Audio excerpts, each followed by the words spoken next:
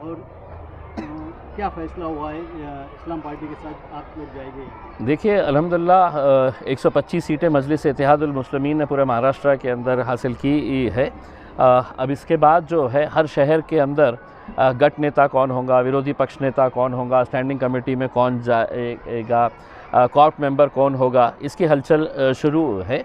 मालेगांव के ताल्लुक़ से चूँकि असदुद्दीन अवैसी साहब का ख़ास ध्यान मालेगांव के ऊपर रहता है, उन्होंने कल हैदराबाद में एक मीटिंग बुलाई थी जिसमें हमारे मुफ्ती साहब थे, हमारे पार्टी के ज़िम्मेदारान वहाँ पर हैदराबाद में गए थे और वहाँ पर ये फ़ैसला लिया गया था सदर साहब की तरफ से कि इस बार जो है वो गट नेता की जो ज़िम्मेदारी है वो अब्दुल मलिक साहब के ऊपर सौंपी जाती है।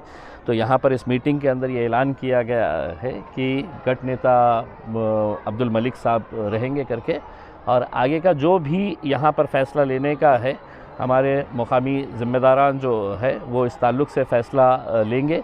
एक बात जो तय हुई है कि जो इस्लाम पार्टी है वो इस्लाम पार्टी ने के सदर जनाब आसिफ साहब ने मीडिया के ज़रिए दरख्वास्त किया था कि MIM ने और किसी और दूसरे पार्टी ने उनका समर्थन करना चाहिए।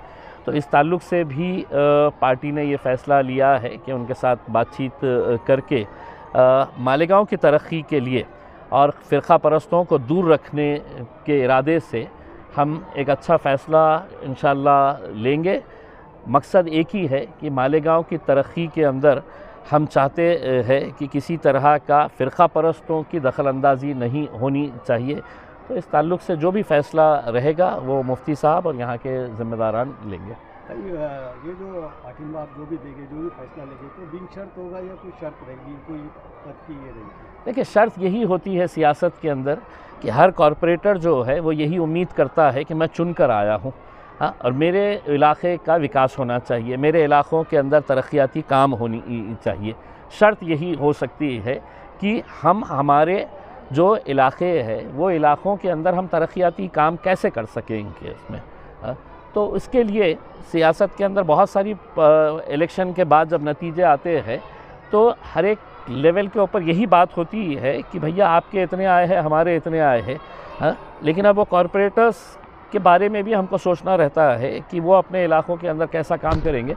इस ताल्लुक़ से डिटेल में बात करेंगे इंशाल्लाह। भाई एक कहा जा रहा है कि जिस तरह MIM को जो कामयाबी मिली है महाराष्ट्र में और इस्लाम पार्टी को भी, यानी यहाँ जो मिली और यहाँ दोनों एक बवाल समझ गया है कि भाई MIM इतनी ज़ोरदार कमबैक कर रही है और कुछ फ़िरक़ा परस्त जो पार्टियाँ हैं वो हमलावर हो रही है, क्या कहेंगे इस बारे में? देखिए एक बात देर से क्यों ना सही, एक अंग्रेज़ी में कहावत है बेटर लेट देन नेवर। आज इस महाराष्ट्र के अंदर और इस मुल्क के मुसलमानों को इस बात का एहसास हो रहा है कि अगर हमारी आवाज़ कोई उठा सकता है, हमारे लिए कोई लड़ सकता है, ऐसा फ़िरक़ा परस्ती के माहौल के अंदर कोई डट कर हुकूमत से आँख में आँखें डालकर सवाल कर सकता है, ना तो वो कांग्रेस पार्टी है, ना वो समाजवादी पार्टी है, ना RJD है, ना NCP है, ना कांग्रेस है। तो लोगों को जब ये एहसास होने लगा और हर रोज़ जब वो देख रहे हैं कि किस तरीके से असदुद्दीन अवैसी साहब हर महाज के ऊपर लड़ रहे हैं, तो अब लोग मजलिस की तरफ आ रहे हैं और उसी का नतीजा है कि आज महाराष्ट्र में इतनी बड़ी कामयाबी मजलिस को यहाँ पर मिली है। भाई एक कहा जाता है जैसा आठवले जो है तो दलितों की राजनीति करते हैं, शरद पवार मराठा की राजनीति करते हैं, और जब उनके लोग चुन के आते हैं, यानी मराठा चुन के आए, दलित चुन के आते, कोई कुछ नहीं कहता है, लेकिन मुस्लिम जब चुन के आता है या कोई पार्टी आगे बढ़ती है तो उसको क्यों टारगेट किया है? देखिए ये तो आप लोगों की भी मेहरबानी है कि मीडिया वालों ने है तो मजलिस को इस तरीके से मुसलमानों की पार्टी बोलकर बना दिया है करके। बम्बई के अंदर हमारे जो 8 काउंसिलर चुन के आए हुए हैं उसमें एक बहुत ही आम घराने से, मतलब मैं तो ये कहूँगा कि गरीब घराने से एक हिंदू समाज का हमारा एक भाई वहाँ से चुनकर आता है, और हम कल के दिन ये फ़ैसला लिए है कि मुंबई का मजलिस का गट नेता जो रहेगा वो हमारा एक हिंदू भाई रहेगा करके उसमें। तो हम उन लोगों के मुंह पे तमाचा मारे हैं जो हमारे को बार बार ये कहते हैं कि ये तो सिर्फ फ़िरक़ा परस्त जमात है, ये सिर्फ मुसलमानों के बारे में बात करती है। आप मेरे औरंगाबाद शहर में आके देखिए या मालेगांव के अंदर आके देखिएगा, कितने सारे टिकट्स हैं तो दूसरों को भी दिए गए थे। हमने तो अल्हम्दुलिल्लाह आम कार्यकर्ताओं को हमने ST समाज से, हिंदू समाज से जिता कर लेकर आए हैं। एससी समाज के मेरे 4 कॉरपोरेटर्स को जिता कर लेकर आए हैं करके।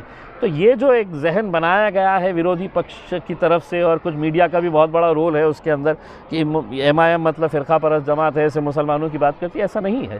भाई एक आखिरी सवाल, मुमरा से जो शहर बानो चुन के आई है और शहर से, उन्होंने कहा कि भाई मुमरा को हरा करो, इसके ऊपर काफ़ी बवाल हो रहा है, काफ़ी उसको मतलब टारगेट किया जा रहा है। देखिए, बात है कि एक नौजवान बच्ची है, बहुत पढ़ी लिखी बच्ची है, बहुत काबिल बच्ची है, और आज उसने सारी ताकतें उसको गिराने के लिए लगी हुई थी, लेकिन वो लड़की के जज्बे को देखकर मुमरा की आवाम ने पूरा उसका साथ दिया और उसको कामयाबी हासिल हुई है करके।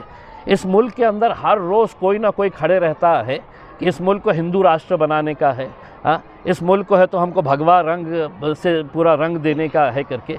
ये हर रोज़ आप बयान सुनते हैं।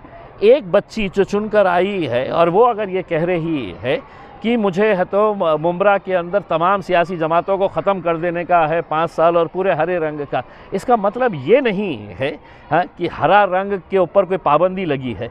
दलित समाज का जब चुनकर आता है वो नीले झंडे पकड़ के चलता है, हिंदू समाज का कोई आता है तो भगवे रंग पकड़ के चलता है।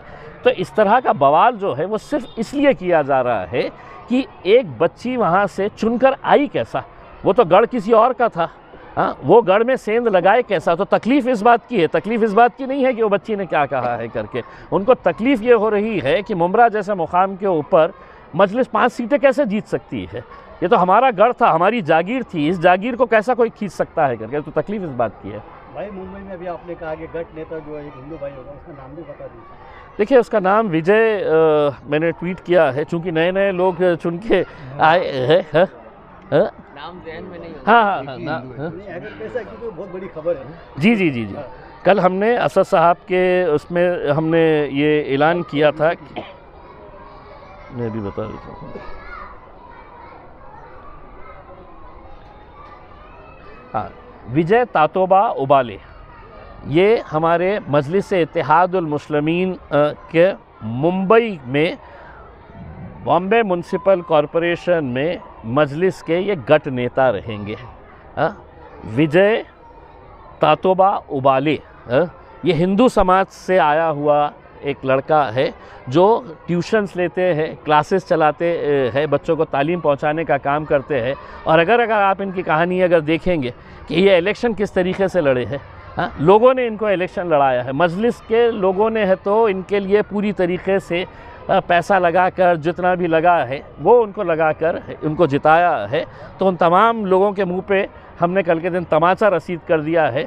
जो वो बच्ची ने हरा रंग बोली है, ये से मुसलमानों की बात कर रहे हैं, ये ऐसा है करके।